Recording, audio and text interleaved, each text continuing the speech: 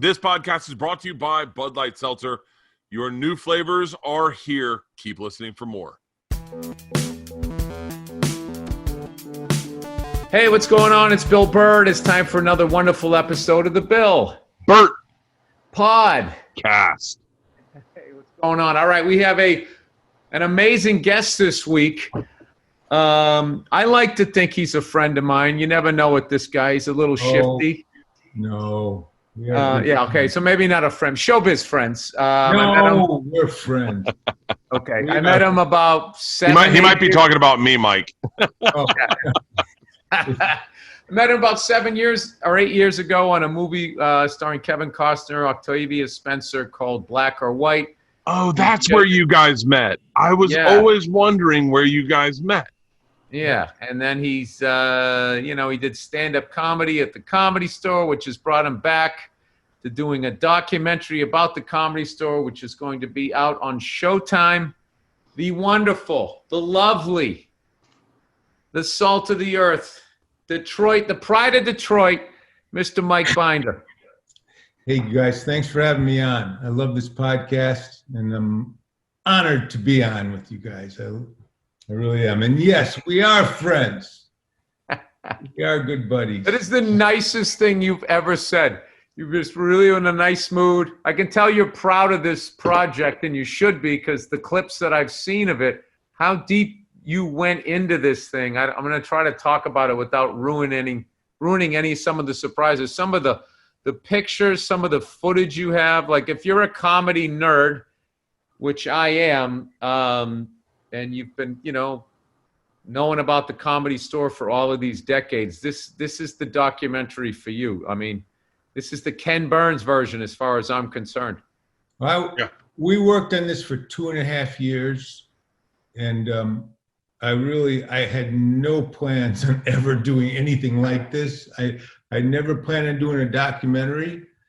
This was an incoming call. I was out swimming in Malibu, and I got a call from my old friend Mike Tolan.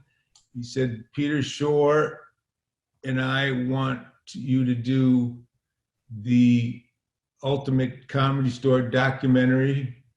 And I didn't even think about it. I usually have, over the years, have said no to everything about stand-up comedy, and movies about stand-up comedy, even being involved with that I'm Dying Up Here, which I was a character in the book. I was in the book a lot. And I've always said no about the Comedy Store and stand-up. And I just went, yes, like that, which was so rare for me, because I just instantly knew that was the right way to tell the Comedy Store story, with the real stories and real comedians. And I knew how many great stories there were. And I didn't know how much work it was going to be, and how much emotion and how hard it was going to be.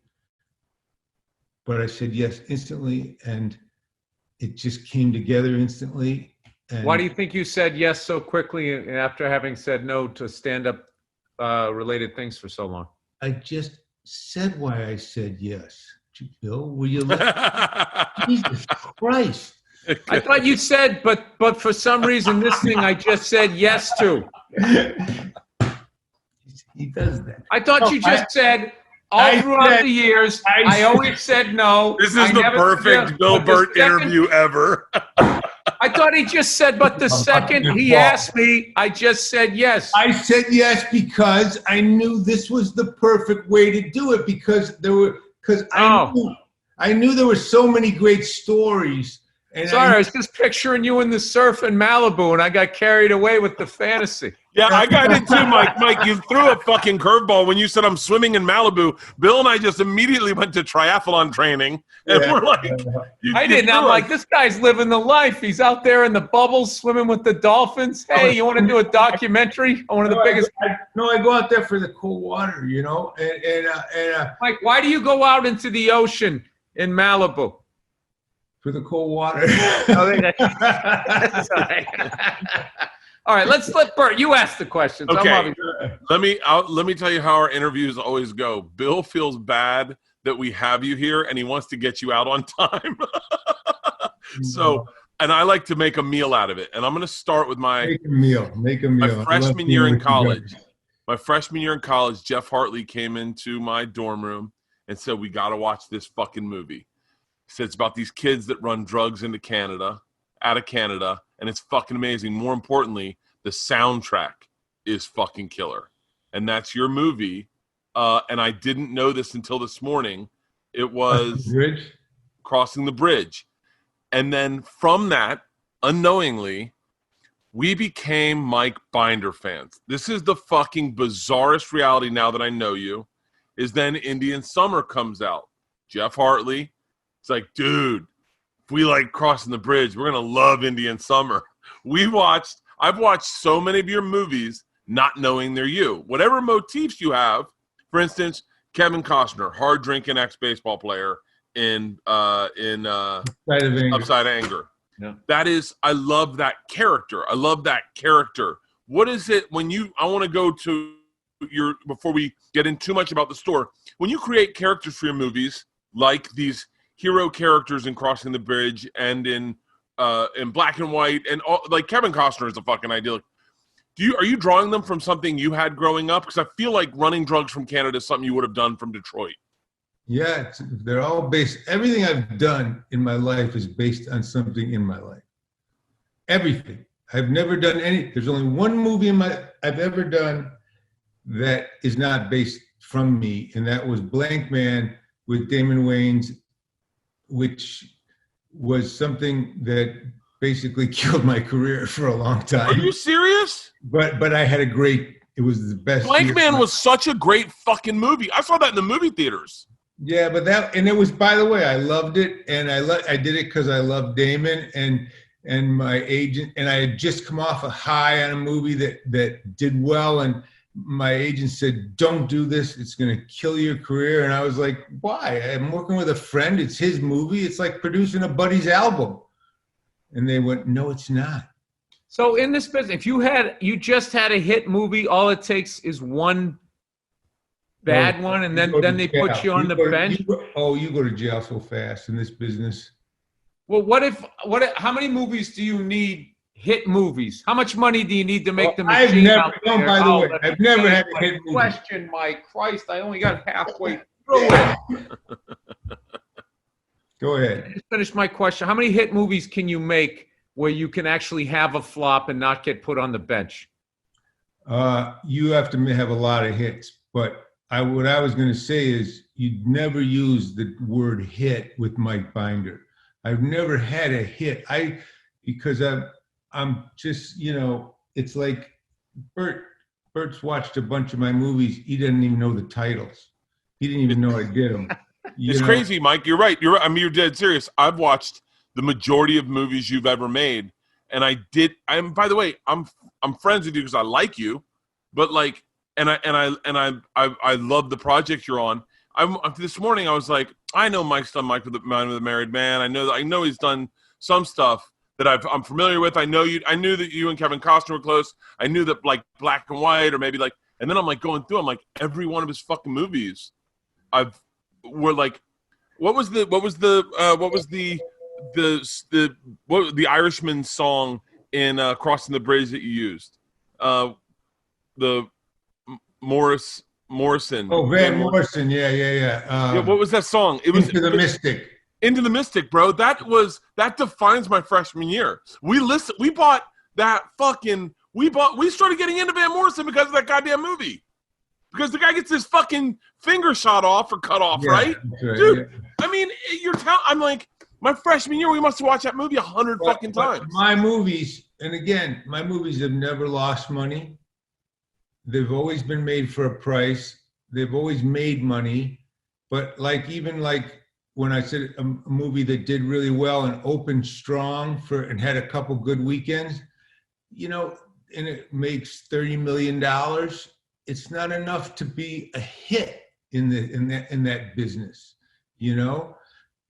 But so if then I come out and then I did this movie with Damon at Columbia, which was Sony, and they made it for the one thing. I go over there and they're making it for like $35 million, and I'm thinking, this is too expensive. Why are they spending so much money on this movie? I was making, $6 million, $7 million movies. They're spending too much.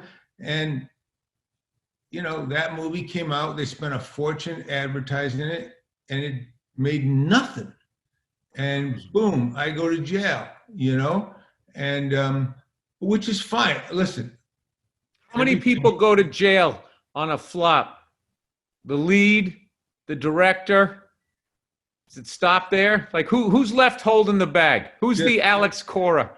In this movie, in this situation, just the director. Yeah, because Damon Wayans went on to make 4 more flops right after that. You're right. I took the bullet, and he wrote it and produced it and starred in it. It was his movie, and I'm telling my agent beforehand, no, I'm not going to take it. I won't. It's his movie. I'm not going to take the hit for it. And then my agents are going, and my manager going, no, that's not what's going to happen. And the truth is, even though I say, hey, I've always that wasn't from my life, I did want to do it because I loved Batman as a kid. Yeah. And I thought, okay, this is kind of like a spoof on Batman, But I've tried to keep really everything I do. I only do things I absolutely love, and I can really just get crazy about, and the Comedy Store thing. Unless I can really, really get nuts and the thing is, it's like I have to bug people, and if even as with my movies, if I write a script and I send it to Kevin Costner or I send it to Ben Affleck or Adam Sandler, and they don't want to do it, I go, okay, I'm not going to push anybody to do a role, because the last thing you want is an actor on a set who doesn't believe in a role. Mm-hmm. But with this Comedy Store, there were people like Michael Keaton and trying to think who else, maybe Whoopi, a few other people that, at first, I don't want to do that. And I would just say, no, you have to do this. You're going to be so glad you did it, and you're going to be so bummed if you didn't do it. Because I knew that I would have been bummed if I didn't do it. So this was a different kind of thing, and I just had to stay passionate for 2.5 years.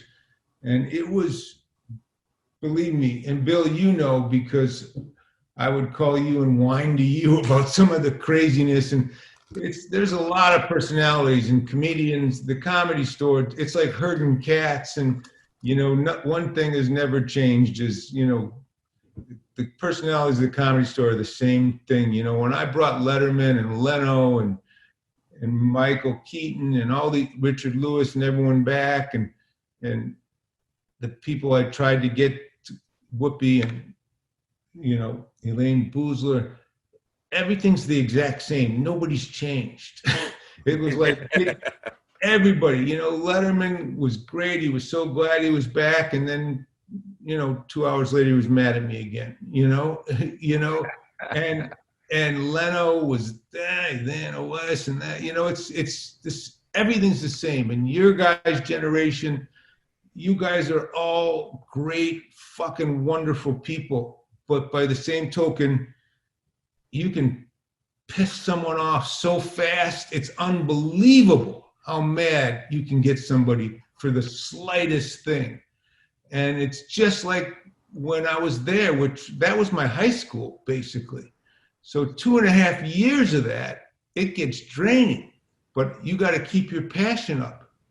Here's a question I've had for a long time, as far as all of those guys that you just mentioned, we're running the store, we're down the store, we're the Comedy Store during their time. And over the years, as time goes by, like 99% of that class moves on and just eventually just stops going to the store. It's like, oh man, I haven't been here in 10, 20 years and stuff like that. Sometimes I sit there and I think to myself, like, was there a time when I was supposed to leave? Because when I start now, at this point, I've been doing stand-up for 28 years, and I think back to all the people I hung out with when and that were down the store or whatever club I'm at in just the late 90s. I feel like there's me and like 3 other people left.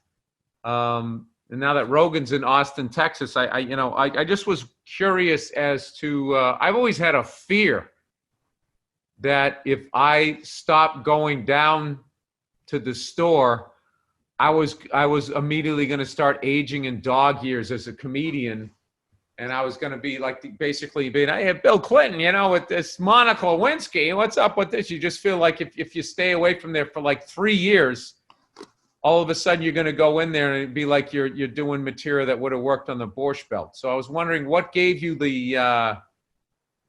that feeling of like, you've always sort of said like the Comedy Store was high school. I knew where I was going. Like, how come you weren't afraid to step off, so to speak, into other areas of the business? It's a really good question. And it's yeah. Hear that, Bert? Every once in a while. It's really funny because, it's a double-edged sword because you need to step off. You need to step away. There's some guys that stay too long, but I also think the guys that step away do it at their own expense, because as you and I know, we know several very, very big comics that I've brought back recently, and we've hung with them, and they don't feel like they have a contemporary sense of comedy, and as a result, their comedy feels stale. Yeah. And I feel that because I've come back and gotten to know all you guys and even a group even younger than you, I feel very, not that I'm funny or funnier, but I just... No, not at all. No. Never. Hey. All right, you got me there. But you do need to be around to be current, to understand. And if you go away and you're not at the store or the Improv, or if you're not aware of what's going on, even more every year, comedy has gotten so fractional and so niche that, when I talk to Letterman and Leno and Lewis and Dreesen, and they don't, and myself, didn't know about you guys, I got to tell you, Bert, you know how I found out about Bill? Oh. My buddy who built my house, who was my old buddy, he's building my house, and he's telling me about this guy on YouTube. This is long before Bill was Bill. He keeps telling me about this guy on YouTube, Bill Burr, showing me these clips. Yeah. He goes, how are you like Mr. Comedy and you don't know Bill Burr? I go, okay, fuck off, And he keeps going, throwing me Bill, and this is my best buddy. He keeps showing me this Bill Burr shit. And he's funny, but yeah, okay, Bill Burr, he's on YouTube. How big could he be? And then we're down in New Orleans, Kevin and I, and we're casting this role, and we're in the hotel. He's up there in his room, and I'm in my room, and we're having trouble casting this role. It's a really good role, and he comes on Conan, and I go, that's the YouTube guy and he comes on Conan, and he's killing on Conan. And I call Costner up in his room, turn on Conan while I'm watching the game. Turn on Conan. I want you to see this guy. So the two of us on our phones are watching this guy on Conan, and he's killing. We go, this is the guy that should be your buddy and be your law partner. And we're laughing. We're like, who is he? I said, he's a comedian. He's on YouTube, but I guess he's a real big comedian, getting big. He's really funny. And I guess he's done some acting. I'm looking him up on IMDb, he did a part in Breaking Bad. Well, let's get him. He's good. He goes, do you want to read him? I said, no, let's just get him. Yeah, that was like the first time I never had to like read or anything. I don't like to read. I said, this guy obviously fucking knows what he's doing. Let's just get him here. Turns out he's with Michael Rotenberg, who was my manager for 20 years. Or it's with the same management company. Yeah, Dave Becky. So I go, let's just fucking get him here. But the fact is, I didn't know anybody at that point. I didn't know you, I didn't know Sebastian, I didn't know Rogan, I didn't know Whitney. I just didn't know. So I'm a yud. So then I get there and I know everybody within 2 months. I know of, right? And then I'm interviewing Leno and talking to Leno on the phone, and he doesn't know anybody. He's had shows, but I know. Oh yeah, but behind that, let's be honest, they got fucking podcasts and they got this and they got. But what does that do good for them? I go, Jay, they're selling out amphitheaters. Okay, no, not really. I go, yeah, no, really. And I talked to Letterman about it. He's going, I've never heard of any of these guys. Well, they've been on your show. They have? Yeah. And I talked to both of them. They did like 6,000 shows. I get it, but I'm just saying. They hope but and you talk to Rogan, and other than Leno and Letterman, there was nothing at the Comedy Store before him. He has no idea about me. He has no idea about any comedians. I get there and I'm telling Peter Shore, the whole story about how when I got in a fight with his mother and she took down my neon sign on the wall, which he knew, and to be nice, he puts my sign back up on the wall because, I did an HBO special and George Carlin produced it, right? And Mitzi wanted to produce it. She took my neon sign down. She took my name off the wall. And Rogan has a shit fit, apparently. Why the fuck is this guy producing this documentary? Why the fuck is this guy you put a neon sign up for this fucking guy I've never heard of?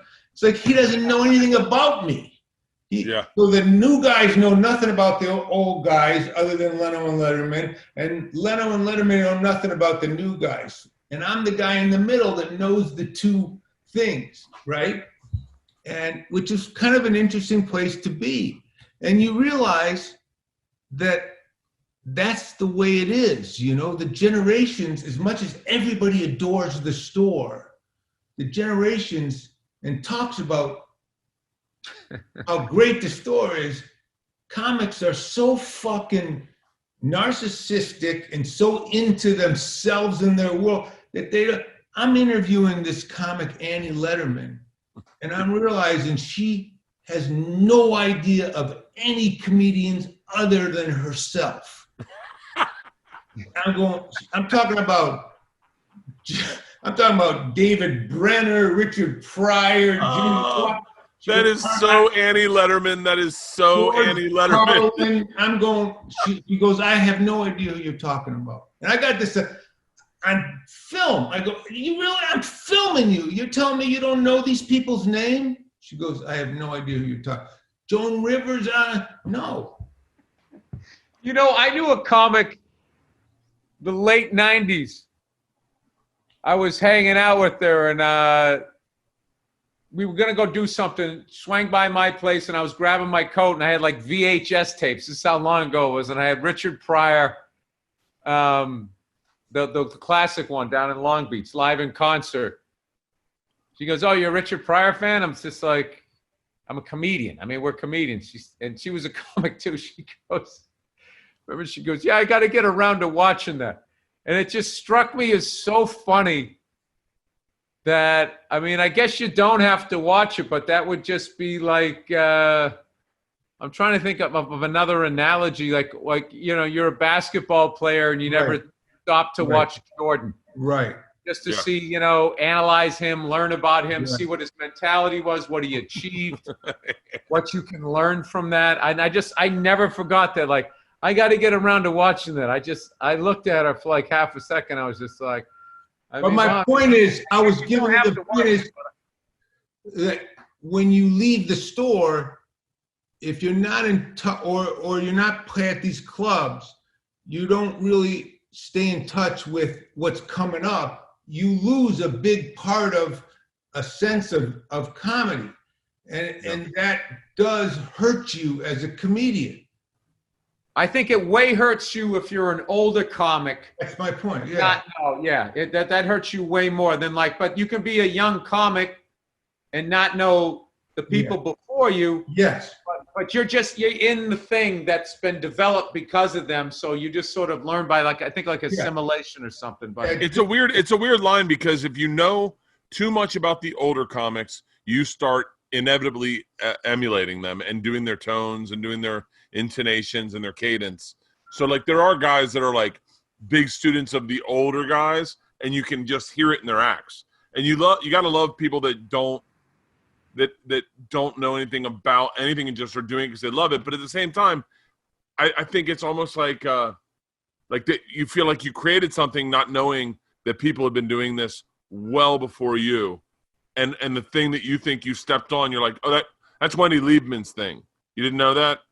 You didn't come up with the saying the wrong thing at the end of the sentence. That's Wendy Liebman's thing. Those type of things, you got to go you're doing what's his name's act. And you're like, wait, I created this. They're like, well, you should have watched, But then there's also a thing that if too much time goes by the time they watch the person that's amazing, so many people have taken from them that it doesn't seem like, the amount of younger guys who have told me the Beatles are overrated. Richard Pryor, he did the black guys do this, white guys do that. It's he did a little more than that. Yeah, that's right. That's right. A little more than that. But I always say to the Beatles people, I go, all right, fair enough, but you will not find a musician of any caliber that would ever say that. It's just but I understand what they're talking about, because if you go back, their catalog is now over 50 years old. They broke up 50 years ago. So really trying to get people to go back, that was like people trying to tell me to listen to Benny Goodman and it wasn't in stereo, or Count Basie. That's right. And I'm listening to AC/DC going well, what does this have to do with that? There is, I don't know. It's a tough. I'll tell you the analogy, or this may be a misanalogy, but I remember one time I was at the Improv and Adam Sandler. I just talked to Rob Schneider about this. Adam Sandler came in to do stand-up, and he hadn't done stand-up in forever. Everyone's losing their fucking minds. He brings up a notebook. He's in gym shorts with sneakers and black socks. Really did not plan on going. Felt like he didn't want going on stage. I'm sitting next to a guy who we would all deem as right? Just a real bad comic. And Adam Sandler is kind of figuring it out on stage, but he's fumbling and he's doing a little bit of the Bobby Boucher voice, and he's just a little all over the place. And this guy, who I wish I could just say his fucking name, was like, dude, fucking Sandler sucks, and just walks out. And I went, oh wow, you're missing the entire scope of this business. I'm watching Michael Jordan take cuts at a fucking batting practice right now. This is not what he does right now, but this is what he's doing right now, and I will watch all of it. And then at the end, Sandler did this great bit about his wife, about he's not a big physical contact intimacy guy. And then he got a bulldog, and his wife's and he's cuddling with the bulldog, playing with its balls, and he's she called him on it, and it was a great, no voice, just Adam Sandler talking about his relationship with his wife and his dog.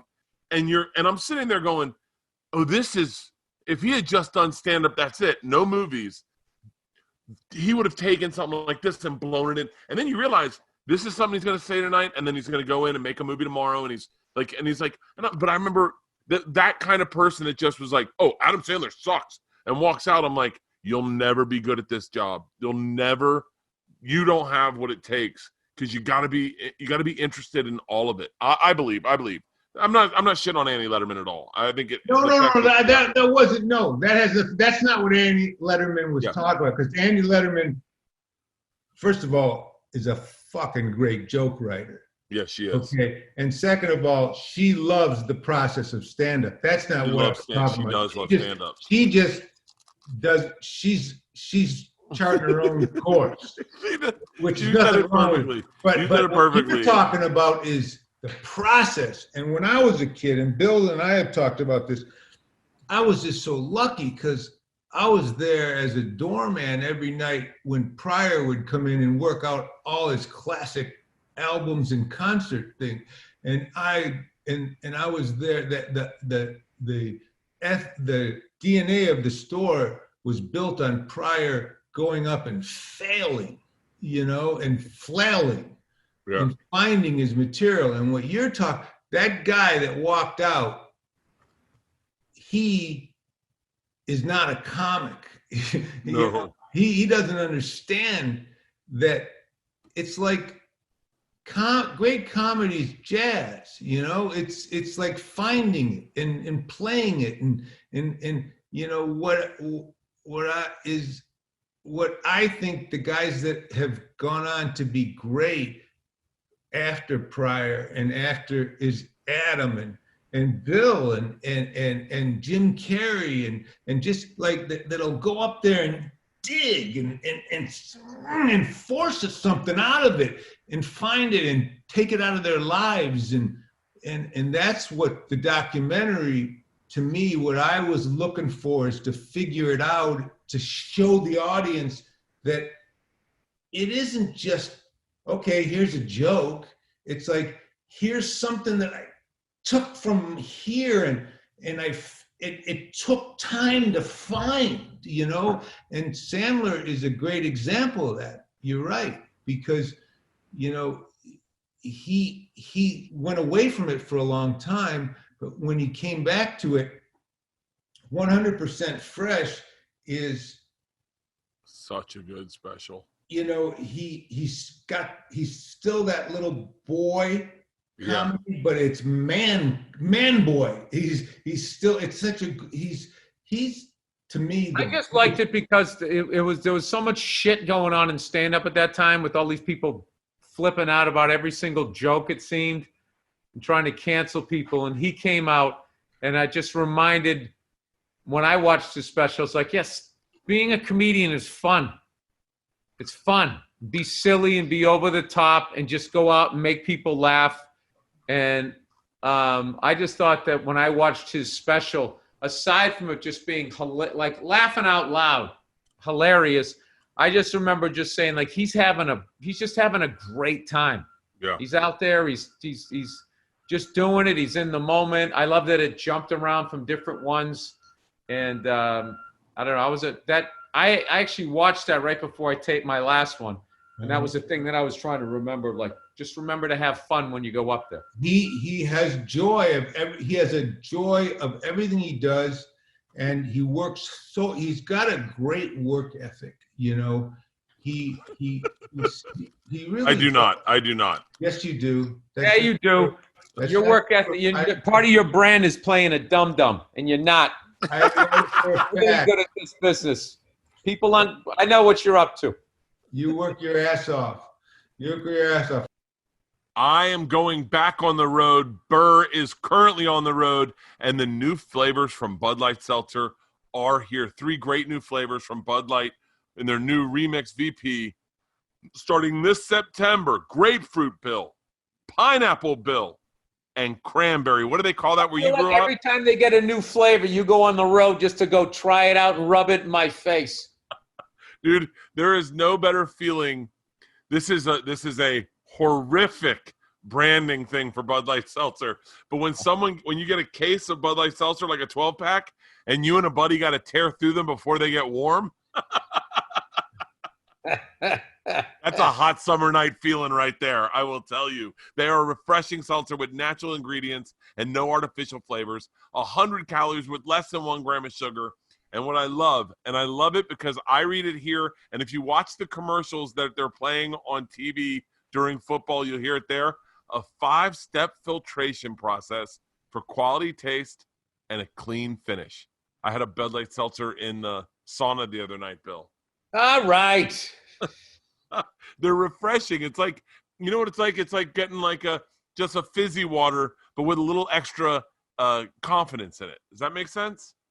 Yeah, no, the whole thing, my mouth waters when you read this stuff. Just please get through the copy.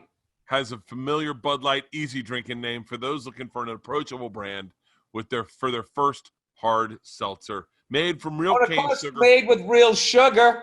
Real cane sugar for a higher Yeah, quality. when I was boozing, there wasn't any real sugar. It was all that horrific stuff. And if you're drinking this fall, watching football, outdoors on a big screen in your backyard with your friends, you don't have to worry about them getting warm. They're going to stay nice and cold for fall, watching much anticipated football, or just sitting by a bonfire. To get it delivered right to your door, you barely even have to leave the couch. Find a retailer near you at budlight.com/BillBert. budlight.com/BillBert. Drink responsibly. Enjoy responsibly. All right. And lastly but not leastly, it's my bookie. How the fuck you doing? God. I love Mondays and Sundays. You know why? 2 words, NFL action. I love Sundays almost as much as Brady used to love Sundays in New England. Oh, they're killing me. And now he's in Tampa, where the only thing he's got to be excited about is that Florida sunshine. Yeah, I would put pause on that because the Bucks covered yesterday. They did. Did they win? Yeah, they won and they covered, and Love Green Bay covered. I covered all mine yesterday. I went 4-1. I'll tell you what. And Andrew hit a 10-way thing there. All right. 9. I'll tell you what though. My bookie's got the whole online betting thing figured out. You sign up, you make a deposit, and they'll match you dollar for dollar. So you got some extra cash to play with. Plus, they got all kinds of cash prizes, prize contests, and free bets.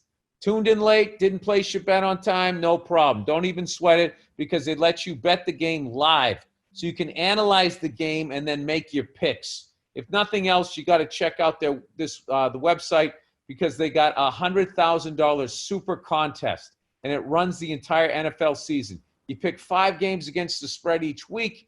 You score the most points by the end of the season, and you're going to walk away with $25,000. But that's not it. Every 4 weeks, the player with the top score wins $5,000. 5 G's, everybody.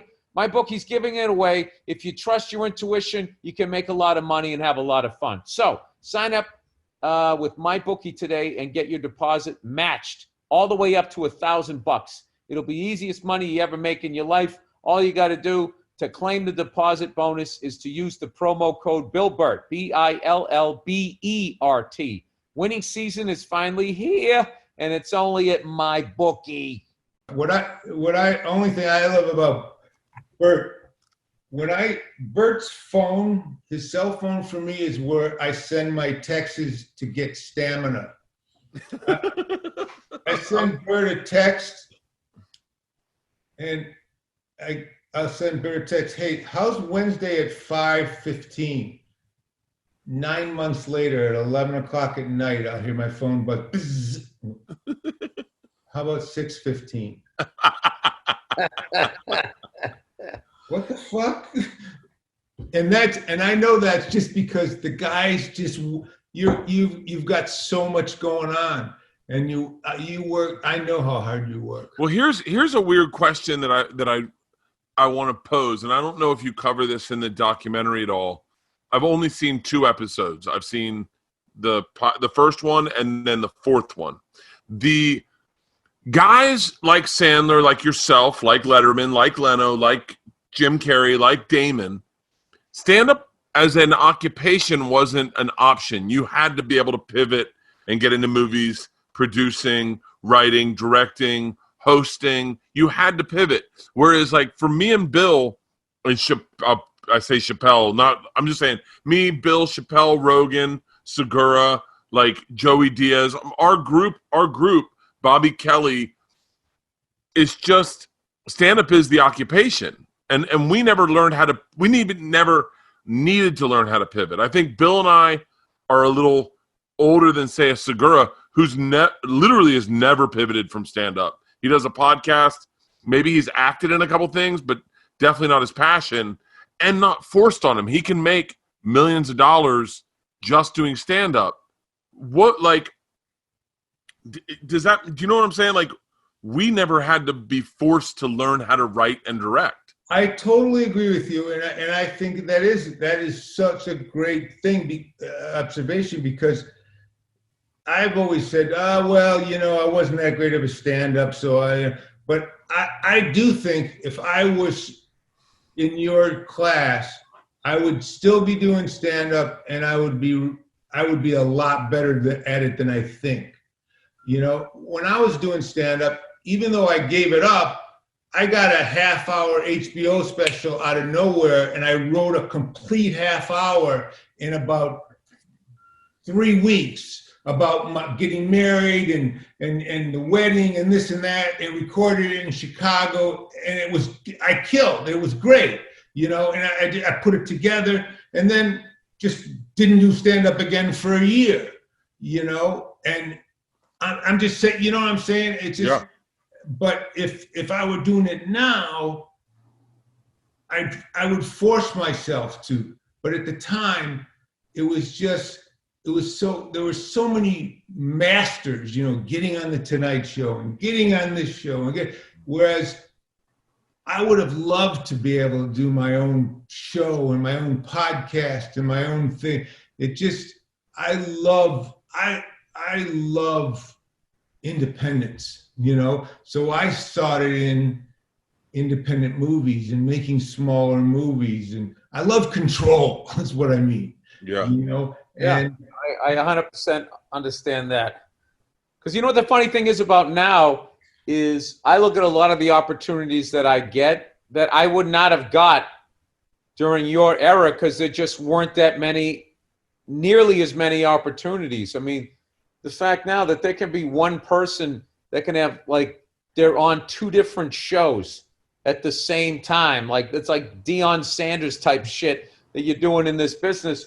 And what I found, the crazy thing is, when you do it, it's so much easier now to get a TV show because there's so many slots and so much bandwidth to fill up. But the weird thing is, because now there's so many slices of pie, it's like you have to keep doing stand-up because you don't really make crazy money doing a TV show. And then the weird thing is it takes just as long to make it. So you're still doing just as much work for something that you probably wouldn't have been doing. So I guess in a way it's like, I don't know, but there's definitely days, when I'm doing F is for Family, on the days when it's working, it's like, oh man, this is the greatest. But the days, put the script in, the table read doesn't go well, there's a bunch of notes, and you just got to pull out the liver of the script and have the whole thing on the respiratory. Those are the days when I sit there and I just think I should just be in Des Moines at a Penguins right now. Knock out 4 shows, go have a beer and smoke a cigar. What am I slamming my head again? Then, of course, we get the thing, we go into the booth and it's funny and all of that. But that's funny, Bill. I actually, when I look at a Segura who just sort of does the podcast, I guess, I know he's in Steve Burns' new movie and does great in it. But when I look at that, I definitely, on my busier days, trying to write a movie script and just that you can't get that one line, it's not bridging the gap. I always think that. It's or I could just do my shit jokes for an hour. Well, it's this thing. It makes sense. It makes sense because you stand up, you start, and you're so in control. And then, for me, for 8 years, I did one pilot after another for the networks, and they or a series, and they would own you for so long, and you just want to be in control, But I think today, it's a great time to be a comedian, but you have to have patience. And I think a lot of these people don't have patience, that they don't realize it takes a long time to build a following, to have a podcast grow and to have a following on the road. And these guys, they want what you guys have now, and it's just you're not going to have that. If you want. In defense of them, though, we were always like that. I remember I used to think that I was ready to be passed at the store, and I wasn't. Oh. The amount of years that I thought I was ready to be in Just for Laughs and try to figure out how to. I think part of being young is you do want everything right now, you know? Bert says that in a great way in the doc. He says, I told him, I said, I'm so ready for that, for Just for Laughs. What are you talking about? You know, and it's so, I know that feeling, you know? Looking at the lineup, I'm just as funny as this. I could do this person's in here. Yeah, you start doing that shit, you'll drive yourself crazy. Oh, I think it's funny. I feel like Bill and I bridge gap is the wrong term, but I think that we are tethered a tad bit to the old school, more so than the younger generation that we know that at the store. I feel like we came up in the get a tight 10, get a sitcom, get a holding deal, get a development deal. Only 7 white guys get to be famous a year, 1 black guy, you know, like 1 chick, no gays. I feel like that was the old system of going to studios, but I feel like we were at the tail end of it, where you seem like you might have been at the salad days of it, Mike, where you showed up and everyone's like, let's do a sitcom, let's do a deal. Like, give me a price point real quick. I know this is catty, but like when you were signing deals to do sitcoms for development deals, what were they paying? Like $500,000? No, you want to know what's really funny? I'll tell you what's really funny. I wrote and executive produced, the only time I ever did this, ever, I'd say about maybe 2007, Fox asked me to do a show for them. And I created a pilot for a sitcom called $2 Beer. And I hired a bunch of these young, funny guys to play an ensemble sitcom. And I shot it at Fox. It was a half-hour show. And I couldn't believe. So we put all these guys under contract. And it was like the guys in Detroit all hanging out, like, a MASH or a Friends or a whatever, right? Yeah. They got $40,000 for the pilot, you know? And it blew my mind because in 1977, I did a sitcom for Norman Lear for ABC. And I got $40,000. Okay? So it's like they're getting the same thing 40 years later. Yeah. Well, no, it did go up. It was almost like NBA contracts, and then there was like the Kevin Garnett deal, and then they were like, all right, what are we doing here? No, it went in the late 90s. Well, you're talking about a holding deal. That wasn't a holding deal. That was just no, I'm talking holding deal. Yeah. $25,000. My per episode, my first sitcom deal I signed, it was $35,000 for the pilot, $25,000 an episode. Yeah, that's episode. A holding deal is a different thing. These were just fees. Yeah, $40,000 for the pilot. I think it was $25,000 an episode. Yeah. And it was the same thing 40 years later. It's like, what? So these and it's it was like in New York. You got like, $10 for a spot during the week and $50 on the weekend for like 30 years, 25 years, and everything else had gone up. I remember they were so mad when we asked for more money, and then when they finally agreed to bump it up, all they did was they just booked less comics on the show and made you do more time. So then they had like one less spot, which saved them the $50 they were already paying. They actually were making more money. And by then, comics at that point had broken up again. Well, we were all together. Let's get more money. They go, okay, $75 a spot. And when they did that little switch on us, and I think Ted tried to get us all together again, whatever. I'm funny enough. I'll get the spot. There shouldn't be that many spots. Because if you made the wire, there was no loyalty. here was the great thing about this. In the 77, the studio and network executives were probably getting like $1 million a year. Wow, that's a lot. Yeah, back then. But then in this time here in 2007, they were getting like 15 to 20 million a year. So their fees had gone way the hell up. God. And the actors had stayed the exact same. You know, it was just like, that's the world. I sometimes wonder, like, my big white whale has always been a multicam. Like, I've always wanted to do a multicam. I just feel like it's so what I would enjoy doing, showing up to a set, having a big nuclear family, coming in, pitching jokes, pitching ideas, putting it up in front of a live studio audience, having fun. And then I wonder if I'm like, you know, when you're like, you look back at your childhood and you're like, man, I just want to play Little League again. And then you get there and you're like, oh, all the dads are alcoholics and we don't get to keep our uniforms. This sucks. Like, I wonder if, like, if I get into a multicam, I'm like, I can get more money doing a podcast. You get on a great at it, but it's a ship it's an old vessel. You'd be great at it, Bert, but first of all, they're not that funny. You'd find out. You know what it is? And you know why that is? It's because there's a live studio audience there, and I think people get nervous.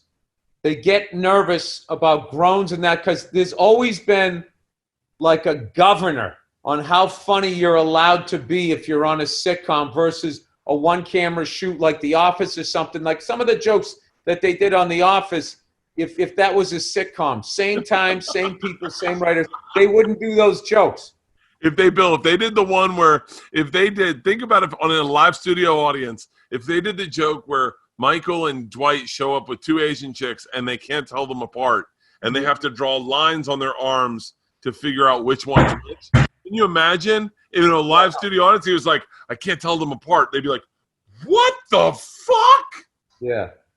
And plus with all like the political correctness stuff, but that's also why everybody loves Raymond, Seinfeld, all the way back to Mary Tyler Moore Show, how great those were, that they were able to do that and the stuff they talked about all in the family. Cheers was another great one. If you can get on a great one, dude, like that's the gig. Just for the people at home, this is the gig. It's like Monday's the table read. You actually want to be an actor on it, dude, because if you're a producer, you're going to be there all day.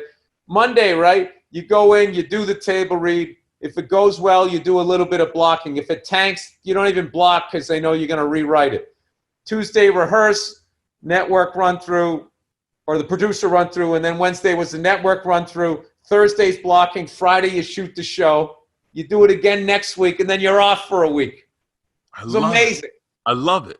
I'll tell you, but it's just there. It's a world that doesn't exist anymore, the great ones. You know, my first job, you want to know my first really cool job was? When I was a kid, I played Andy Kaufman's character all day long for him on Taxi. Okay? Yeah. He didn't rehearse. He didn't like to rehearse, and he didn't get along with a couple of the people in the cast. So they had auditions for Ladka. And a lot of people thought, well, is he leaving? And I just said, thank you very much. Yes, thank you. Yes, I get it. Yes, no, I understand.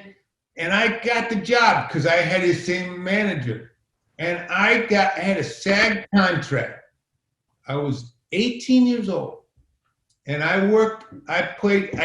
rehearsed with the actors all week long. Oh my God. On Friday, I'd meet with Andy with the model of the set, and I'd show him, okay, and here you're doing this, and here you're doing that. And you got to remember, Ladka was only in like 4 scenes an episode, right? So it was kind of easy. But the actors were so pissed that he got to do that they took it out on me. They were like mad at me, except for Mary Lou Henner and Danny DeVito were great to me, and Judd Hirsch was good to me. And Tony Danza was cool to me, but a couple of them were like, fuck you. Jeff Conway was like, huh? Oh, he was Oh, I know you kind of named the whole cast except one guy. Oh, did I? Yeah. Well, there were a few others, but I was a too, because I was a young kid and I was hired in a kite and I was a comedian and I was at clubs all night and I was like, I would be late. And Jim Burrows would say to me, Mike, you can't be fucking late. First of all, you're not really in the show and they're pissed off that you're here. They don't want to wait for Andy's understudy, okay? And I was getting $2,000 a week at 18 years old, okay? At 18 years old. In the late 70s, I mean, it's amazing. Okay, and I was getting rerun money. So it was a great job.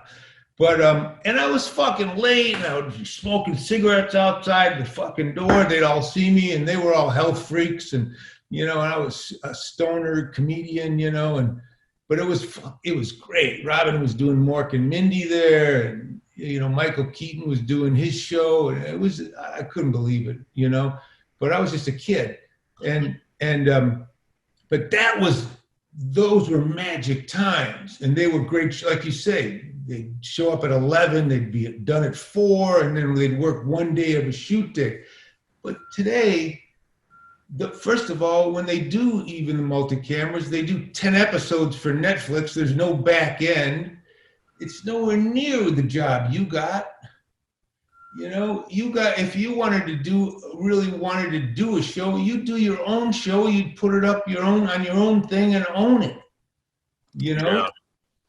Hey, let's go back to your documentary here for a second. What was your favorite aspect? Was there any favorite, there's so many stories down there. There's so much history. What was some of the things that you learned? Because I remember, I just, from my generation, I had always heard about the strike and all of that. And Bert, I was there the day he was interviewing, I think it was Dreesen. And all of the bad blood from the strike, what it was, starts to kind of bubble up during the interview. And I was standing outside there listening to them talking about this stuff that happened 40 years ago. No, it wasn't about this. It was about this. No, they were trying to take out Mitzi. No, and it got into this heated argument. And I was just sitting there as a comic going wow, I always heard that it drove a wedge in between the comics, and I was never quite the same after that. So to hear that blew my mind. So I was wondering, was there anything that when you went to do it, because you go so far back at the store, was there anything that you learned while you were making this that you were like, wow, I never knew. I always thought it was like this. I didn't know it was like that. Well, I didn't know about the whole Rogan and Mencia thing. Oh, wow. Oh, yeah, that was. I didn't realize how deep that was. I didn't realize how bad things got at the store. I didn't know that whole story, really. I didn't really realize, when I started doing the doc, I'd go there. I knew Rogan was a big guy there. Adam introduces me to him. I go, hey, can you do an interview? He says, yeah.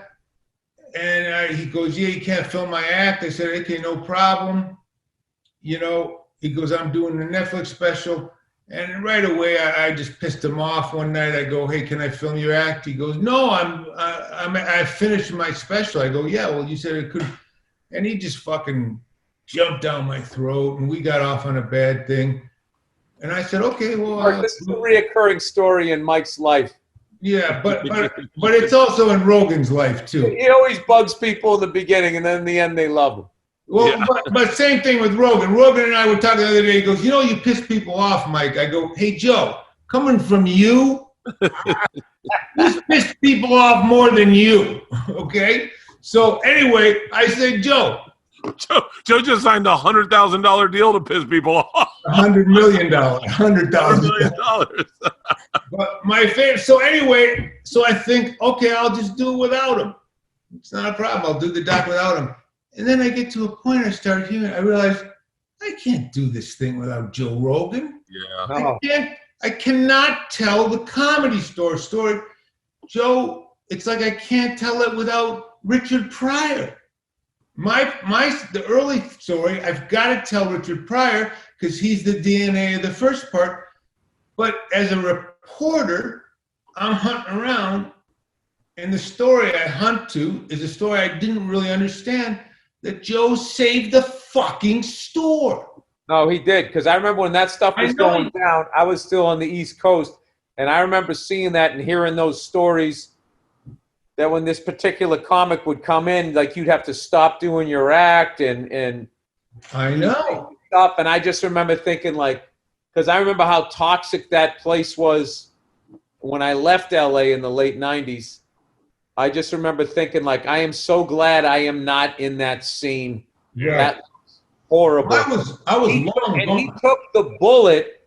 He took the bullet, and where the other guy was and where Joe was, he was past Joe, so they actually went after Joe because all this town cares about is money. I think Joe lost his agent because he had the same agent as the other guy. Yeah. And then they said, you have to apologize to him. You know, Joe's like, I'm not fucking apologizing. Said, oh, my God. He said, no. See, so you're saying, so I didn't know any of this. I had to get into that, and I'm interviewing all these people from different sides, and they're telling me the story. And now this guy fucking doesn't dig me, and you know, fucking he's mad at me because I pissed off Annie Letterman over something, and he's mad at me this, and he's not. And I said, okay, but my ego's up on the line, and I'm not talking to him, and I got to figure out how do I do this without interviewing Joe. Documentary within the documentary, Mike going around pissing people off. So exactly.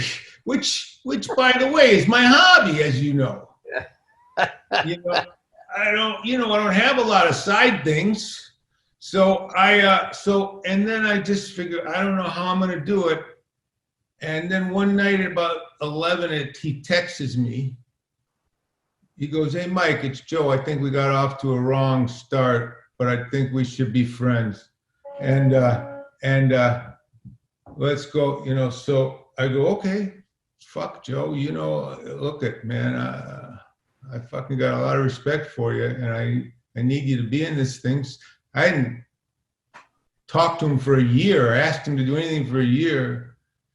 And I go, okay, let me know. So you and I are at the store one Saturday night, and he texts me, he says, hey,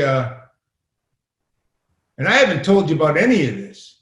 I kept wanting to keep you out of it. And he texts me, he goes, hey, I'm going to be up at the store in a little bit if you're there. I go, well, I'm here with Bill, but we're about to leave, but I'll stick around. He goes, yeah, okay. So I hang out. I'm smoking a cigar in the back. He goes, hey, I'm in the back of the main room if you want to come back and have a talk. I'm in the dressing room. I go, yeah, come back. He goes, I'm way in the back. So I go in the back. And he's taking a fucking shit. He's on the toilet, shitting. And I go, what are you fucking doing? He goes, and he stands up. He goes, hey, man, I'm fucking shit. I go, what'd you tell you? You just texted me to come back. And I go, is that a mind fucking, is that one of his, did he learn this from one of his interviews to fucking have a, I start laughing. You go out and he's laughing. He goes, oh, sorry, man. I didn't think you'd come that fast. He goes, I'm on this fucking beef thing, and I had to shit real quick. I didn't think you'd come that fast. And I'm laughing my ass off. And, you know, so, you know, eventually we start talking, and you know, he's such a busy guy. And it's going back to, I'm in this situation where I got to bug people to do these things, which is never how I make my movies. In my movies, I only want people that love to be in the movie.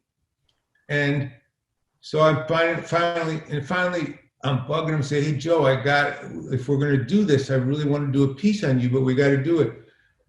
So he has me come down to do the podcast. And it fucking goes great. Yeah. It really. Oh, dude, you got to see the clip of it. It's amazing. Sorry, I said to plug in my laptop. It was going to die. I watched the Rogan episode. It was fucking awesome. Yeah. Is that episode 4? Yeah. Episode 4, and he's just great.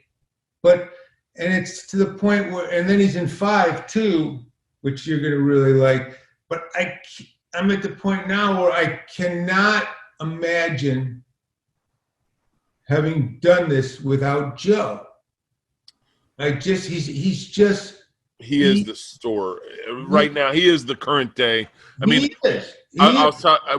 as someone myself who was not a store regular, did not go to the store, knew it was super toxic, and especially around the Mencia times, everyone at the Improv knew if he showed up, you just disappeared off stage. You didn't do your good stuff, or you just go, that's it for me, and just walk off stage.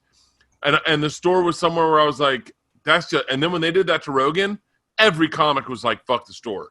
Every comic was like, man, that's bullshit that they do that. And then Joe literally being put, like we talked about, being put in a timeout and then building himself back up. The time when he came back to the store, it meant that the store was a safe place. Like you weren't getting fucked at the store.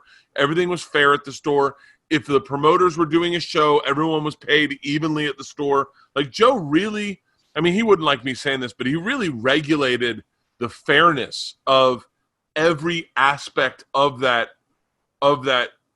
club, in that just his being there meant everyone had to be above bar and be like, we're gonna be safe with this. No one's. Also, Adam, when Adam came in and the old guard left. Yeah. And Adam came in and turned out to be this guy that, like, sort of a throwback, I would say, that loved stand-up, liked to develop people, liked to give new people shots. I mean, you have to have that person in power, combined with, you need sort of a stand-up, like a sheriff. You know what I mean? Like I was working with Tony V this whole week, and we were talking about the Boston comedy scene, when I came up in it, and there was like this bar, this level of quality that you had to be at, or these headliners would not work with you. And if you stole a joke, you had to leave town, because it was going to be like, there was a famous story of a comic did one of Lenny Clark's bits, and Lenny went in and broke the guy's jaw. And then that was the tone. It was like a hockey game. The tone was set. Tone was set. No parallel thought. You get a couple parallel thoughts to get out of town. There's something else about Joe that I think is a throwback to the Pryors and the Lenos and those guys from my era, and you guys are, he's kind of like this working class, hard working motherfucker. And you guys, to me, like Neil Brennan said it, the hardest working guys win in comedy. And there's an intensity about Rogan that I understand. It's just, and I think when you see the clips of Mencia and you see the clips, and I remember there were guys like that you just felt that they just were coming in and doing their shit and doing just kind of having fun with it, but getting away with as little work as possible almost, Yeah.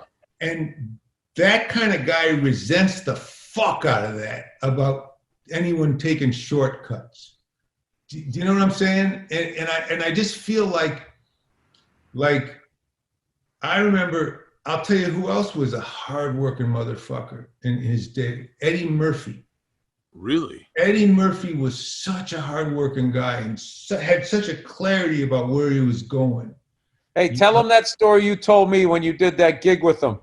Eddie was opening for Mike. Eddie was opening for me. I was maybe 21, and he was 17 or something. At the comic strips, they had a place in Florida for.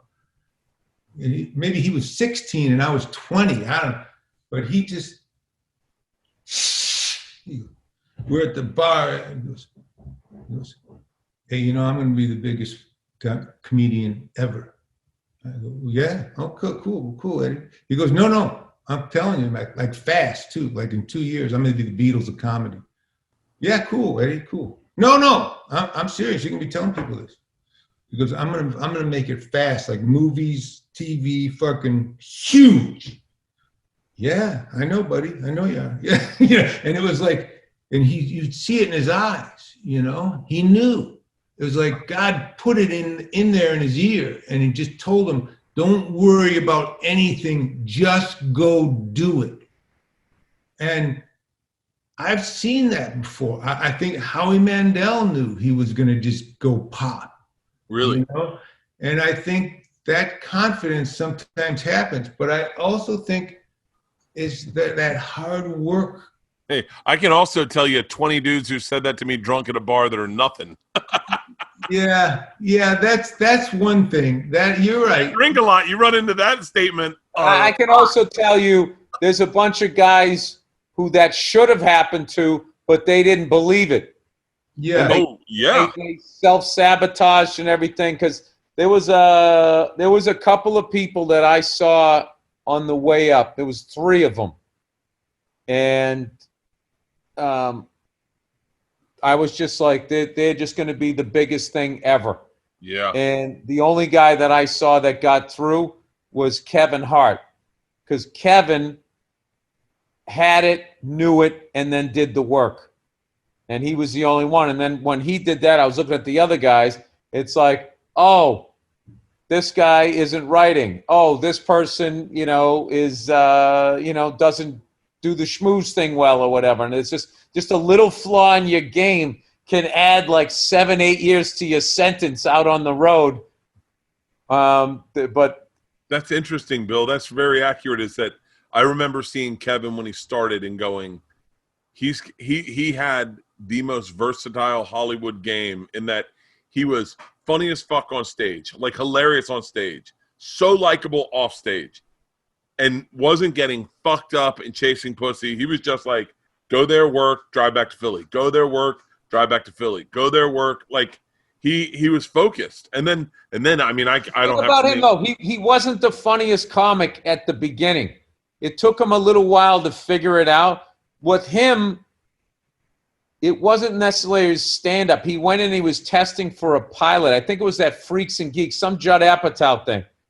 And he was still doing a spot that night at the Comedy Cellar. And I remember thinking, like, you're not going to go home and study the lines? He goes, nah, man. He goes, I feel pretty confident about it. And I was like thinking, like, wow, man, I wish I felt like that when I was going to network. And then he just booked it. And then I was just like, oh, he's one of those guys. But Eddie was one of those guys. There's some guys where it's just like they can go up late night at the club where they're comfortable, and then they get in a new situation, and then they have to go through the whole journey again. Then there's other people, once they get comfortable here, they can just walk on all levels at that level. There's a very few people that I ever saw like that. Kevin was like that. Eddie was different though. Eddie was like, if you even look at some of his early stuff at the comic strip, he just walked on stage and it wasn't like a drunk guy at a party telling it. It was like, I guess I'm telling it wrong because I was like going, I think he's right. I'm just too insecure to I'm here. I'm like kind of like, shit, I wish I had that confidence. I wish I had that confidence. Yeah. Wish I had any of that growing up. And I think I was successful a lot quicker than anyone in this business. I got my first deal 6 months into doing stand-up. But when I got the deal, I remember feeling like I don't deserve it. And then I got the TV show and I was like, there's better guys than me. And like it wasn't until recently where I made a decision to say, no, I deserve to have a tour bus. I deserve to be working. I deserve to be selling tickets. I deserve to book sitcoms. I remember there was comics used to trash Kevin Hart saying he didn't deserve what he was getting. And he would just be going like, why? I went in and I auditioned. I booked it. You didn't. What? Because you did the road longer than me? Yeah. Be better in your auditions. There's a great moment in the documentary. And then they couldn't say anything. It was great. There's a great moment in the documentary. Jim Carrey and Damon Wayans are standing there talking in the parking lot, and Damon says, I remember you used to get standing ovations, and the comics were so jealous. They'd go, he didn't really deserve that. He goes, and I'd say, they're standing. They deserve you. He deserved it. I identified with what Jim Carrey, that conversation so much. I identified with that because there is a weird thing that happens where you go, like, well, shit, I'm getting all this success. I want to be humble. I want to be like, I don't want to be the fucking guy shows up in a $100,000 car and been like, yo, that's what's up. Because to watch that guy fail is so enjoyable for other comics. To watch him come back down, you want to be humble, but at the same time, I had a really difficult time, probably 19 years of going, I deserve success. Where you go, I deserve it. There's nothing braggy about it, but like, I've worked really hard. I deserve to be here. Yes, I do take my shirt off on stage. Yes, that can look like a cheat code, but that is what makes me comfortable to do the thing I do. And fuck you, suck my dick. I did it just like that. I really identified with that part, with the Jim Carrey part. Yeah, but by the same token, one of my favorite parts of the documentary is Letterman says to me, and he doesn't know a lot about you guys. He goes, there's this one guy, and I think he says, I don't know his name, but he takes his shirt off in the middle of his act, and I'm thinking, this is not going to be funny. And it turns out to be the guy's funniest. And I sent you that clip. You sent me the clip, yeah. And he goes, I think he says something like, "This is not going to be funny." And it's so funny that his. Oh, Mike, I can recite it to you if you want me to tell you what he said. I can tell you everything he said. Listen, I've watched that clip a million times. Okay. And then like a half an hour in, I'm laughing and I forget his shirt's off. I'm like, wait, this isn't supposed to be. You sent that to me. I sent it to my dad, and my dad goes, buddy, is he talking about you? And I was like, yeah, Dad. Ow, I just stabbed myself in the leg. I was like, yeah, Dad. And he's like, he's talking about you. That is the greatest clip I've ever gotten in my life. Okay, now listen, Bill. This is fucking classic Bert Kreischer. I send him the greatest clip I've ever gotten in my life. A year later, he sends me back, buddy, that was the greatest clip I've ever gotten in my life. You think if you send the guy the greatest clip, the next morning you go, dude, that fucking blew me away. A year later, oh, by the way, did he say anything else? It's out of curiosity. Let's help Bert out here. What is the expiration on "Oh, by the way"? And here, forget about it. He goes, but you can't say "Oh, by the way," and you haven't talked to a guy for a year. That should start with, "Hey, sorry, buddy." Here's my other favorite. Here's my other favorite thing in the documentary, and this is so funny to me. It's on Rogan's show. They're talking. And Bert says, you know what? They're talking about the Comedy Store. And Bert says, you know what would be so great if somebody did a documentary about the Comedy Store? And I would love to see one. And Ari Shaffir says, yeah, Mike Binder's doing one. He's been working on it for like 2 years. And Bert goes, wait a minute. I'm in that. I'm in that. He interviewed me for that, and I've seen some clips of it. I'm in that. I can't believe I just said that. And so in the doc, I go, I have made such an impression on this guy's life. Like you sent me a clip of David Letterman telling me he thought I was funny. Do you realize you're the messenger in that? And as soon as I got that, I went, I need to spread the word of this. You got lost in the wash, and I just texted that to my mom, my dad, my sisters, my wife's dad, my wife's mom. Like I texted it to everyone, and then at the end, I'm like, oh yeah. And like a month later, 2 months later, it wasn't a year, but it was probably definitely 6 months. I was like, shit, I got to thank Mike for that. I cannot make an impression on this guy. he can't remember that he was in my documentary. He's seen 5 of my movies. He can't remember the title. He can't remember. It's like I'm like an invisible guy hovering around him. That's how Bert is. That's just the way Bert is. It's not malicious. I'm a barracuda. I know. No, he's the best. He's the best. I flew over his house in a helicopter, and the video was about what a wacky dad he is.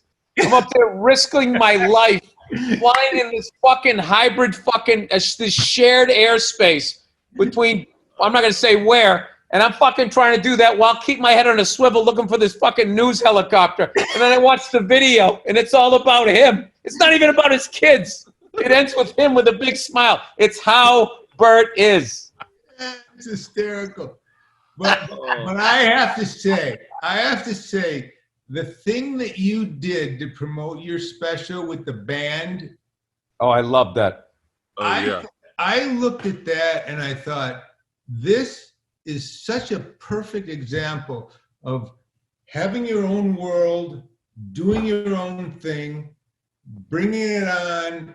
I just loved it. It's just, that's why when you say do a 4-camera sitcom or something, you don't need that, man. You're the boss. You're your own company. You're the boss of your own company. And when you say you don't work hard, dude, you hired an entire like a 40-piece orchestra. It's not easy. And then I don't know how many takes you did, but you were running like there was wolves chasing you. And I know, I'm a few years older than you, but I know the amount of Ben Gay required after 3 takes of that. That was brilliant. And I showed that to my wife. I was like, look at this. This guy, I remember saying, I said to my wife, I go, come here, look at Bert. I go, Bert gets the internet. Yeah. He gets it. He gets the internet. I would have just been sitting there, so, hey, got a couple of shows, come out. Have you guys seen the stuff that Kevin James is doing right now? Oh, it's fucking great. It's genius. It's genius. It makes me think, God, what's coming next? Yeah. There's no reason anybody has to work for the corporations or for anybody else. Everybody has to be their own boss and just make their own. Tell that to as many young kids as possible, because I know agencies are trying to start like podcast networks. They're trying to reinsert themselves between you and the money coming at you. Well, they're trying to remain relevant. So you want to talk about abusing power, the shit that they're going to say to these young kids.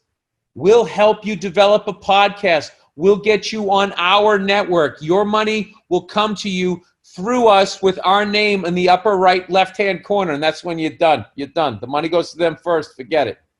Forget it. The piece that Bert the Slug, where you talk about it in the doc about when Joe and Bill came to you. Yeah. It really was an interesting little slug, how those guys talked to you and how you took that, and what you've done with that now is, to me, golden, and you take that to your band thing and your dancing and then I love what I've heard about how you said, COVID, I don't care, I'm going to do it in drive-ins. A smart comic can't be stopped. That should be a t-shirt. I think there should be an unless after it. There's a lot of potholes to step in now. Sometimes they just create a pothole. All right, well, I got the kiddos I got to get back to. I'm out here on the road with my family here. I want to thank everybody who came out to my shows. I did 10 shows last week, 2 shows a night, Tuesday. Are you done? Saturday. Are you done now, Bill? No, I got another 6 shows out here in Jersey. Then I'm done. Really? Then I gotta, I don't know what I gotta do. What are you doing? What kind of shows are you doing? Oh, I got this I have like a space heater and like a couple of plates that I spin in the end of the straw. I'm a fucking comedian, Mike. No. What's the venue look like? Oh, I did everything. I literally did a patch of grass behind a motel Did 2 shows there. Had a woman come out of her house screaming at me that she shouldn't have to listen to that filth. Then I did. I was on the sort of stage making fun of what I thought was her house, and it turned out she lived on the other side, and the guy who owned the house I was making fun of was sitting there listening to the show, enjoying it, so I felt bad. But he didn't pay either, so anyway. Then I did a farm in Morris, Connecticut that literally looked like Woodstock, like, I don't know, 24 hours before the bands were going to get there, because it was like just people spread out, and we really sat it safely. Then I did Ridgefield, Connecticut. I did 6 shows at that one. Then I did 2 shows in Ridgefield, Connecticut, which was under a tent, but it was open on the side in this town. Fell in love with Connecticut, and now I'm down here in New Jersey, a couple blocks from the ocean, and I'm doing some shows here tonight. So it's been great. And my act, the final show I did Saturday night, wire to wire, I fucking murdered like the old days, because so much of my set, the connective tissue was, and what else did I used to talk about? Oh, Freckles, going back over the thing. I just made me trying to remember what I said next, a part of the show. And by the time I got to Saturday night, like, I didn't have to look at my set list. I just burned through. I mean, I had done my act 9 times. So I feel like I'm back to where I was. And I'm going to start doing more of these, and I'm hoping a bunch of promoters on the West Coast are seeing the way that they're doing them here and down south as the winter months are coming. But I don't give a shit. Those people in Minnesota are tough. If they want to come out and stand in the cold in November, I'll go. I don't give a shit. I will definitely do an ice lake and a heartbeat. See what he did? He just piggybacked on my goodwill to Minnesota. He upped it, and now he went to an ice lake. This motherfucker, I'm telling you, you got to watch out for him. Hey, Hot Summer Nights Tour goes back on the road. He isn't trying to win the race. I go back out on the road next week. I'm out for 21 days. It's awesome. God bless you. All right, Mike Binder. I really appreciate you guys having me on. Love you, Mike. I love your podcast, and you guys are both such great energy for the doc. I really appreciate it so much.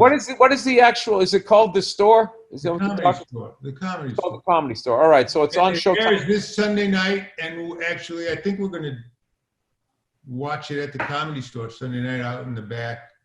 If you guys are around, I might have to come by. Have a cigar. We're going to smoke a cigar and watch it. And anyway, I love you guys. You're awesome. And I love you too, Mike. And Andrew, you're the best. Thank you, buddy.